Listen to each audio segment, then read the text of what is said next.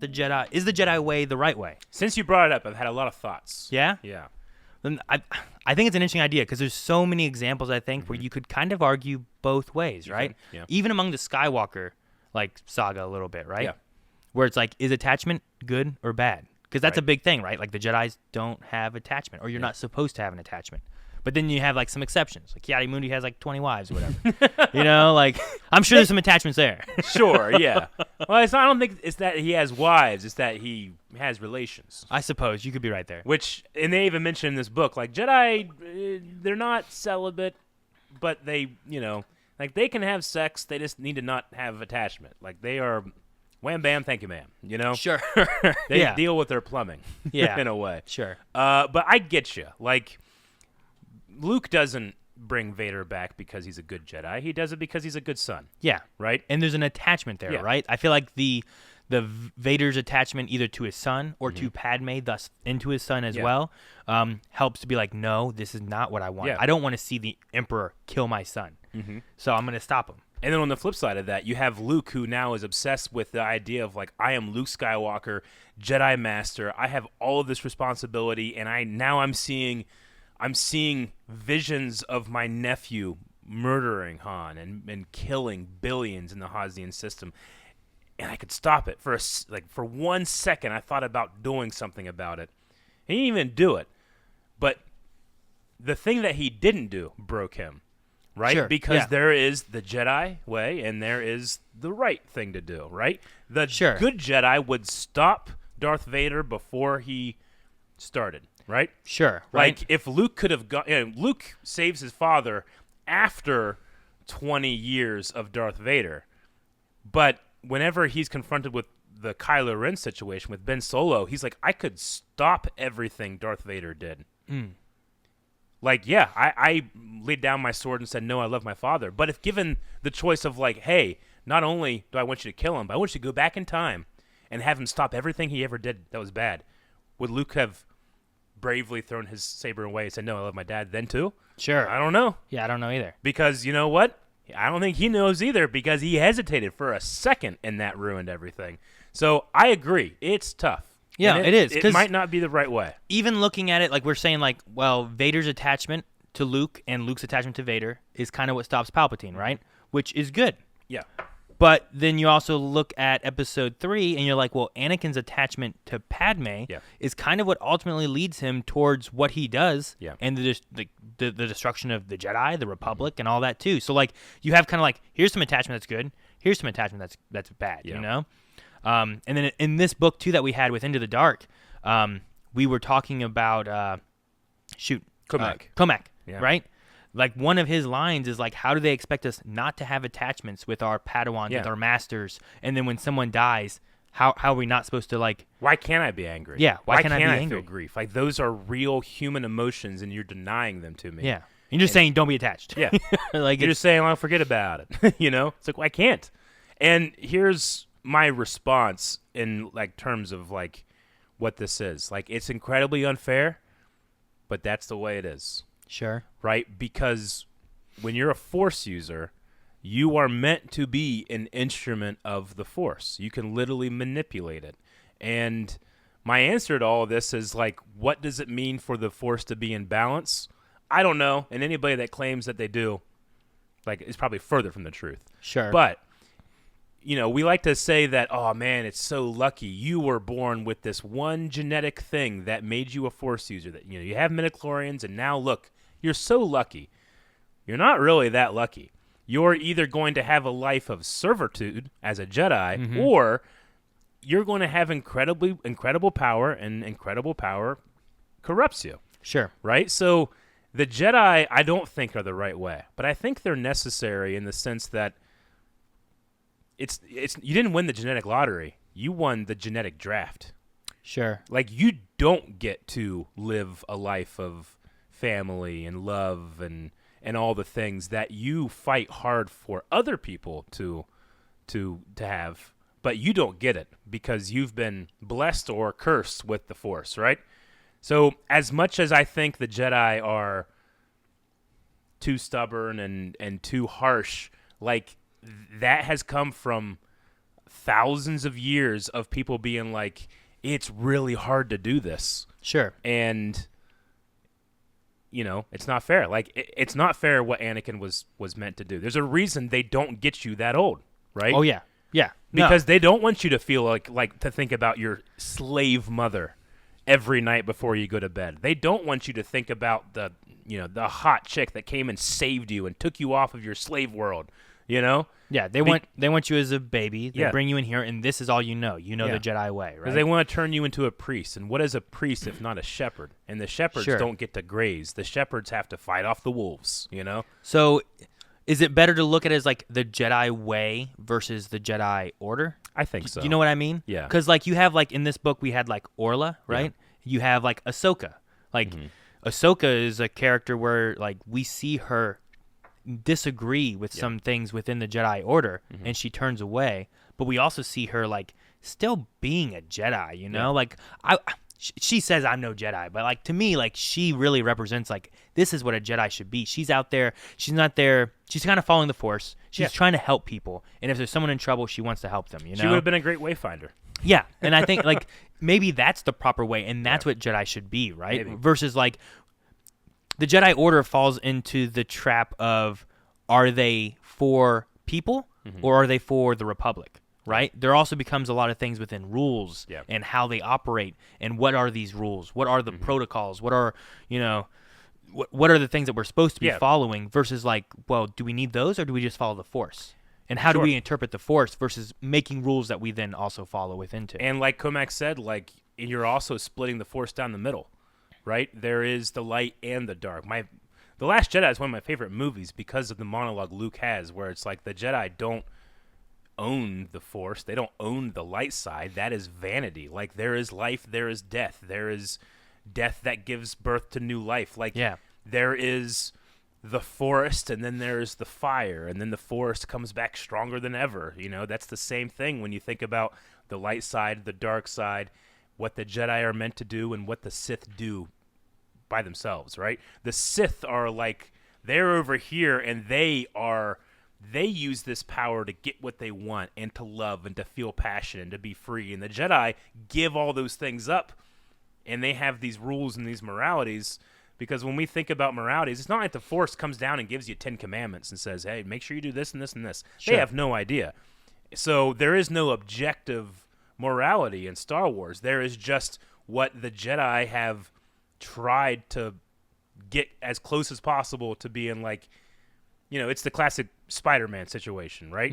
Can Peter both be Spider-Man and Peter Parker? Sure. Some would argue you can't if you want everybody to be safe. Yeah. You got to pick one or the other. The Jedi pick one.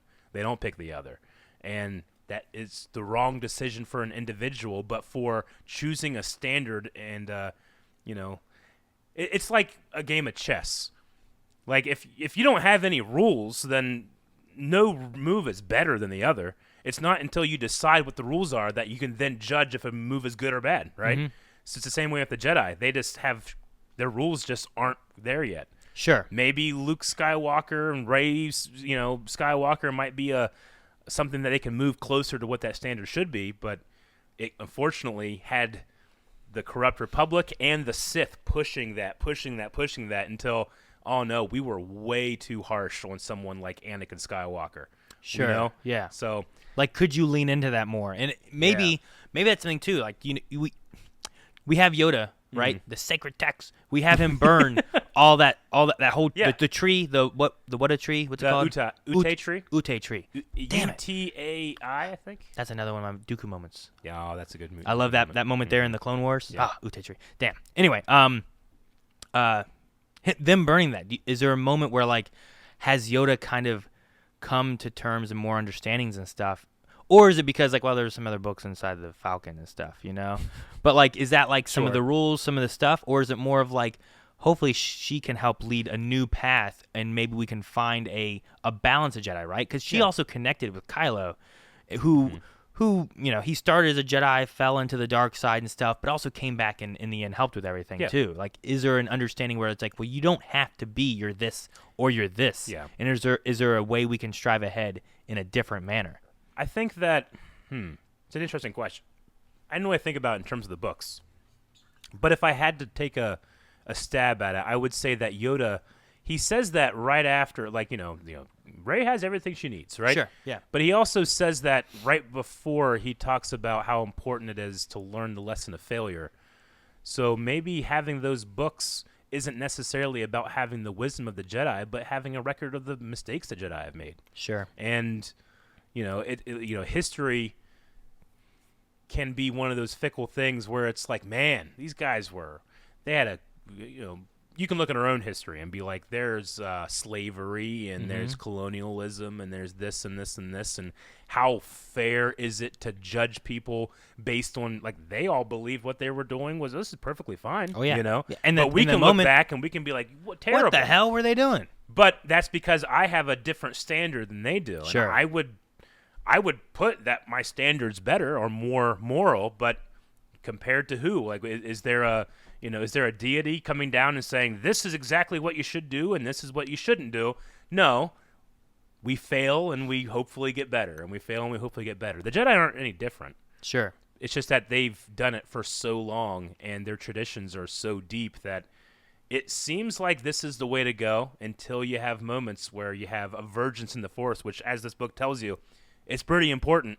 Yeah. And you fuck it up royally. Well, and that's one thing, too, and I think that's why I thought about it, because when reading Into the Dark, there's just some moments where I guess I assume that the High Republic would have, like, here are the Jedi who know the way of the Jedi, and this is how it's supposed to be. That's what Reith thinks. And then at some point, we lose our way, we get clouded by the dark side, and eventually we all fall because of our hubris, our ego a little bit, right? And you see that a little bit within, like, Episode 2 of, like, the old Jedi Master Jocasta. Jocasta knew, right? Yeah. Where you have, like, if it's not in the library, it doesn't exist, right? Yeah. Like, we know everything. Jedi know what's going on, and even the idea of, like, a Sith and that kind of stuff. It's like, well, we haven't had Sith in a long time. There's no way there's a Sith here. Like, I figured we'd lose our way along the High Republic. But in this book here, there's talk of, like, the Council and the Force feels like they're going different ways. Yeah. And it's like, did the Jedi ever know what the right way was? And is it a matter of, like, when you have everyone together kind of interpreting or making rules? Or, like, are they interpreting the Force, or are they just making rules and kind of deciding along with also the government of the Republic? And I think maybe that's the mixture that it shouldn't be, right? And you have, like, the United States with, like, the idea of, like, church and state should be separate and stuff, and maybe that's a similar idea of what the Jedi should have. Maybe they get too close with the Republic, and then also mix in rules with, like, well, here's what the law is, and here's what you should be doing and everything, versus, like, what does the Force tell us? What is the Jedi way? And what should we be doing? Not what should we do with the Republic? What should the Jedi do? Sure. So, I don't know. I kind of think, like, the Jedi way is right, but I think maybe the Jedi Order, like, if that makes sense, is maybe incorrect, maybe wrong. Yeah. Like I said in the beginning, I think that it's unfair. I don't think it's fair to demand upon a baby that by sheer dumb luck or bad luck is given the ability to use the Force. And, if the Jedi don't find you, you might go and be an amazing pod racer, but you're kind of cheating because you use the Force. Or you might be a cult leader because you can change people's minds. Yeah, manipulate minds and you stuff. You might be, a wizard that, changes the way that wars are fought. Like, you could be a really amazing pilot. You could be an amazing pilot. You could be an amazing politician. Leia's an amazing politician. Some might put that at her, the feet of her Force ability, or it's her, the way she was raised and stuff. But it's kind of like, I think when you asked me the question earlier this week, I was like, yeah, I always say that being a Jedi is a genetic lottery, but it does feel like kind of a genetic curse, because you have to, especially when you're taken as a baby, or I should say given as a baby, away from your parents, which is what a violation, Like, imagine your parents being like, you are not my child now, you are someone else's. Yeah. And I know that's not that sinister, but that could fuck you up if you grow up thinking it. Yeah. Unfortunately, they take them as, or I should say fortunately, maybe. I don't know if it's fortunately or unfortunately. They take them so young, they don't think about it. They are just born into a system that, just like I talked about earlier, like when you're a teenager or you're a young adult and you realize, man, people are just making this shit up. These Jedi kids are raised to just believe in a thing. The Order knows what it's doing. Yeah. Reith believes the Order knows what it's doing all the way up until his master's dead, and the Jedi are like, what do you want to do? And he's like, I don't know. You're supposed to tell me. And they're like, that's not how it works. And he's like, what? And he suddenly becomes an adult. Yeah, he's like never had a choice this whole time. He's been told what to do by a master or the Order or whatever, right? So it's not fair, and it is sad with the Jedi. But to get back into the book, how can one cross the Kyber Arch alone? It's like, well, you can, but you shouldn't. Sure. Right? Like all the Jedi Order might not be the right thing, but together the Jedi can be a great force for good. Peace, justice. The moment in Light of the Jedi that was so good when there's this thing that's gonna blow up the whole system, right? And like if we don't stop it, everyone's gone. Yeah. And like the Jedi from the galaxy come together to just push it enough, you know? I know. And that's such an amazing moment. It is. And it has nothing to do with laws or orders or anything. It's like these people need help and we have to save them because we are magical monks that can do that, you know? And I think that really reflects on like what a Jedi is. I think so. Versus like, well, the Republic wants this and this is against the law and now we're going to be generals and fight this war. Yeah. Like I really think that getting into like the Separatists and the Republic War and everything, like there probably should have been Jedi on both sides. You know, like we just had like Jedi generals on the Republic side and the Separatists were bad, but the Separatists weren't bad. There were bad people over on the Separatists, but there were bad people over on the Republic side too, you know? When you ask like what's the difference between the High Republic and here, I think it's the Republic itself. Yeah. Right? Because the Republic is, you know, when we see the Republic in the Clone Wars in the movies, we see these senators and, you know, we have Padme, we have, you know, Bail Organa, but most people are all about I and my group, my planet, division, right? Sure.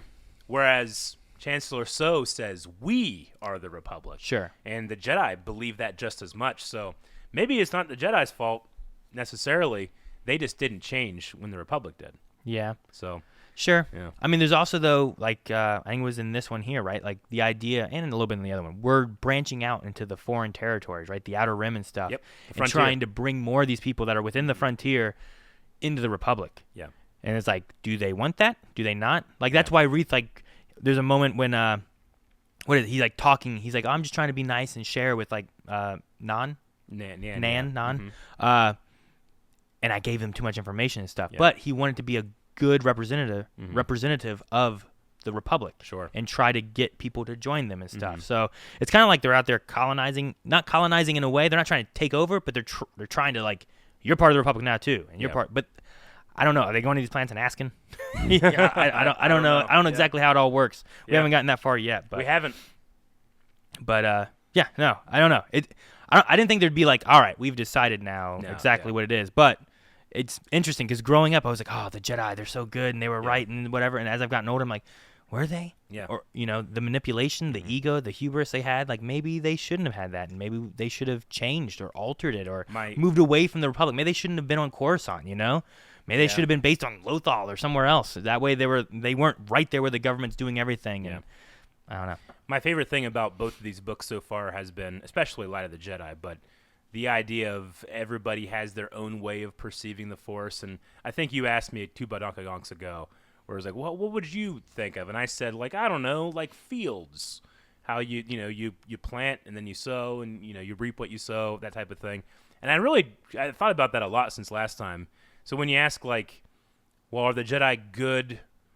I kind of think of it like a farm, because having lived on a farm, you're never done. Like you never be like, all right, the farm is done now. Like the farm will go until it is dead. Sure. Pretty much, right? Or you are. Either the farm will die or you will. Like there is no in between. You know, I suppose you could give up, but like the Jedi are never going to stop being able to balance things. They can only get better or worse depending on what's on the other side of the seesaw, right? Sure. Okay. Depending on what the weather's like, depending on what last season's crop was like. Like you're never finished. So I don't think there's like, and now we're good. I think it's like, and now we're in the place we are. So it seems like the Jedi, the High Republic, are up to the task of the Nihil and the Dringer and stuff like that. And sure. We know the Jedi of the prequels were not up to the task of the Sith, because they fought the Sith 1,000 years ago, and they thought the next time we see Sith, they'll be the same as they were. And they were not. And they didn't change. So, no. Yeah. Yeah.